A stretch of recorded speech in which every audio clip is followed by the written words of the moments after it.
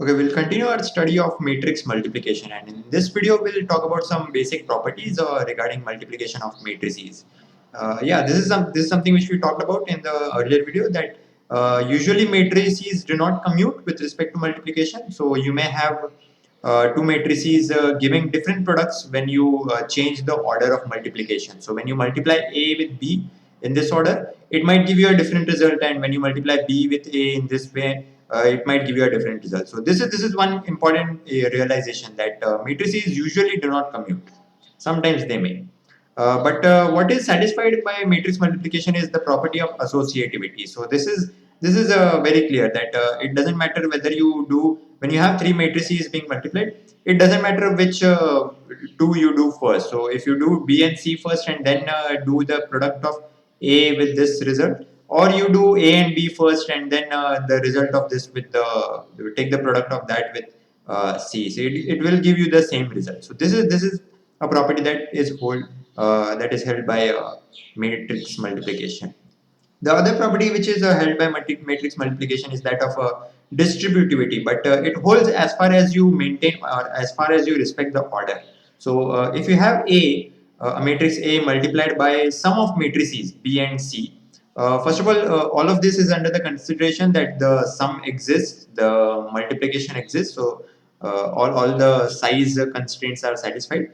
And so if you have a B added to C, and which is being multiplied by A, you can distribute this over the addition. So multiplication is distributive over addition. So you can multiply A with B first, and then A with C, and then add the results. And similarly, if you have A being multiplied from the other side, you can do that as well, as far as you maintain the order. So if you have B multiplied by A and C multiplied by A, and then you add the results, it gives you the same as this result. So these are the distributive laws. This is the left distribution, and this is the right distribution. So these are the distributive laws. For the upcoming laws, we'll assume that A is a square matrix. Let's say it's of dimension n by n rows, n columns. So if you multiply A with the identity matrix of order n, either from the right or from the left, then you get your original A matrix back. So this identity is what it actually means. It is the identity element. When you multiply it with any matrix, you get the matrix back. On the other hand, if you multiply a matrix with a zero matrix from either of the sides, you get the zero matrix. So this is what it actually means. It is the zero matrix. When you multiply it with any matrix, the resultant is a zero matrix of appropriate dimensions, of course.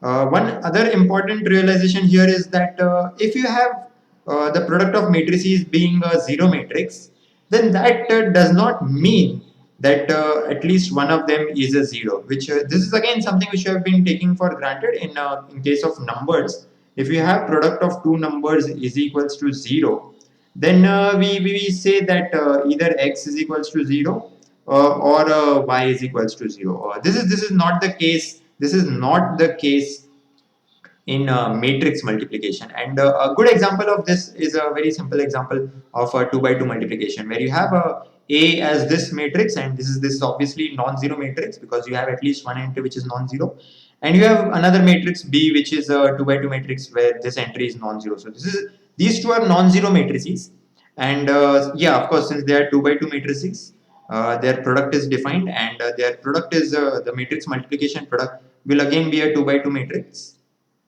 And let's compute this 2 by 2 multiplication. If you want the first entry, you have the first row from here and the first column from here. So 1 times 0 is 0, and 0 times 0 is also 0. So when you add, you get a 0. So this is 0. For this entry, you have the first row and the second column. So 1 times 0 is 0. 0 times 1 is 0. So you have a total 0.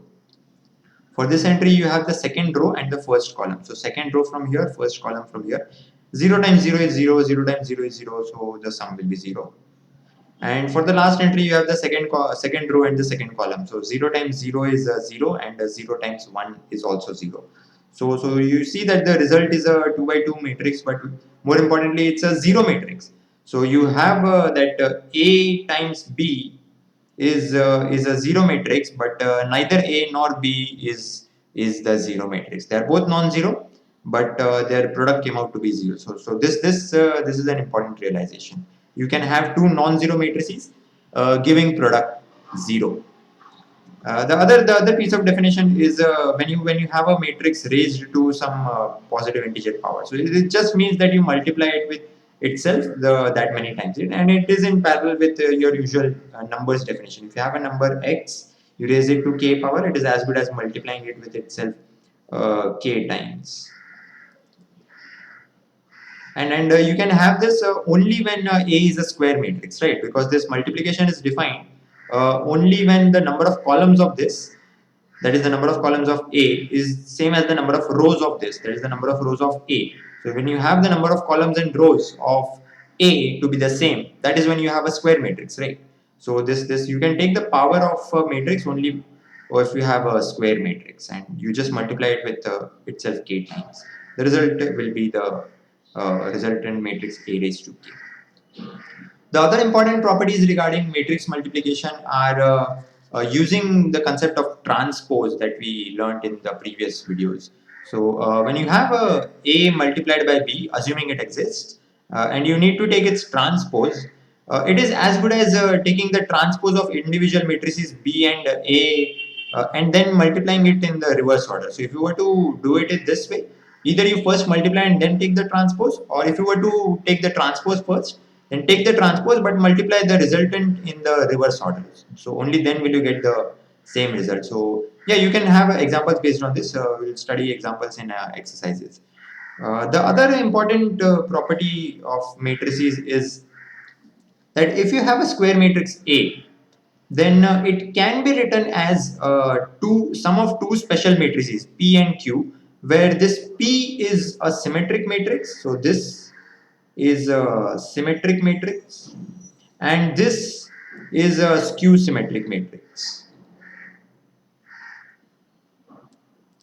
So any square matrix can be written as a sum of a symmetric matrix and a skew symmetric matrix. And easy way to find those symmetric and skew symmetric matrices are these definitions. So for the symmetric matrix, what you do is you have your original matrix and you add its transpose to itself, and then you multiply it with half. This is scalar multiplication.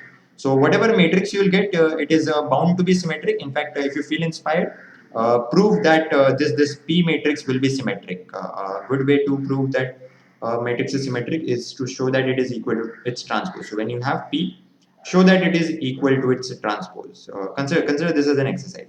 And to find the skew symmetric matrix, what you do is you have the original matrix, but you subtract your transpose matrix from it, and of course you multiply with a scalar half, and yeah, you can again prove that this will be a skew symmetric matrix. A good way to prove skew symmetry is to show that a matrix added to its transpose gives you zero. So yeah, these are true, but this is a good way to write a matrix has a sum of a symmetric matrix and a skew symmetric matrix. This is one way you can do this.